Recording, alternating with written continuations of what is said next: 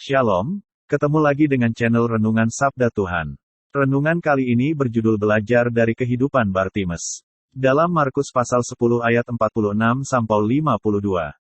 Dalam ayat 47 sampai ayat 49. Ketika ia mendengar bahwa ada Yesus dari Nazaret, ia pun mulai berseru dan berkata, "Yesus, anak Daud, kasihanilah aku." Dan banyak orang menegurnya dan menyuruhnya diam. Namun, ia semakin berteriak, "Anak Daud, kasihanilah aku."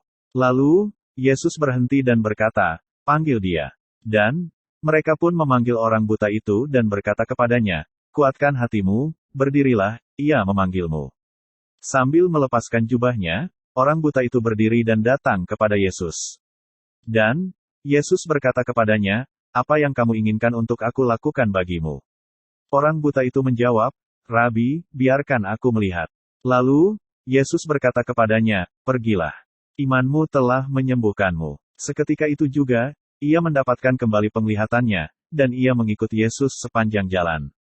Sebelum melanjutkan, saya berdoa bagi yang sakit, apapun penyakitnya, dalam nama Tuhan Yesus sembuh, bagi yang miskin diberi berkat yang berlimpah-limpah, dan yang bersedih diberi kebahagiaan. Amin. Lanjut pada renungan kita. Apa yang dapat kita teladani dari Bartimeus? Pertama, Bartimeus tidak terikat dengan lingkungannya. Pada waktu orang banyak itu menegur dia, mungkin merendahkan pekerjaannya, atau menghina kebutaannya, bisa saja dia kembali duduk dan meminta-minta.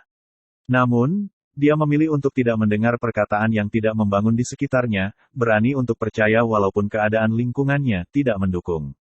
Menutup telinga terhadap perkataan yang tidak membangun adalah keputusan yang dapat kita ambil jika kita ingin bertumbuh lebih lagi dalam Yesus Kristus dan tampil sebagai pemenang. Kedua, Bartimeus cacat fisik namun dia tidak cacat mental. Apa yang terjadi jika ternyata Bartimeus juga memiliki cacat mental? Dia tidak akan pernah dan tidak akan mungkin mendapat kesembuhan. Dia akan selalu menganggap dirinya adalah sebuah kesialan dan apa yang terjadi pada fisiknya adalah suatu takdir kehidupan. Ada berapa banyak di antara kita yang selalu saja melihat kelemahan tubuh dan selalu membanding-bandingkan bentuk tubuh kita dengan orang lain sehingga membuat kita tidak pernah maju dan mencapai puncak keberhasilan yang maksimal. Mensyukuri apa yang Tuhan berikan dalam diri kita dan mau untuk berubah adalah kunci keberhasilan di hidup ini. Ketiga, Bartimeus menanggalkan jubahnya dan mendapatkan Yesus. Jubah gambaran tentang dosa atau perbuatan yang lama. Bartimeus bersedia menanggalkan jubahnya yang lama dan menerima jubah keselamatan yang baru dari Yesus. Tidak akan terjadi mujizat dalam hidup kita, jika kita masih nyaman menggunakan manusia yang lama. Apa yang perlu diperbaharui dalam hidup kita melalui pembacaan hari ini? Berani untuk keluar dari lingkungan yang tidak baik, menerima diri sendiri, percaya diri, tidak minder, tidak mudah putus asa. Tetapi untuk mendapatkan itu kita perlu ada komitmen kepada Yesus Kristus agar berubah setiap hari untuk menjadi sama seperti Yesus. Sampai berjumpa kembali. Tuhan memberkati. Amin.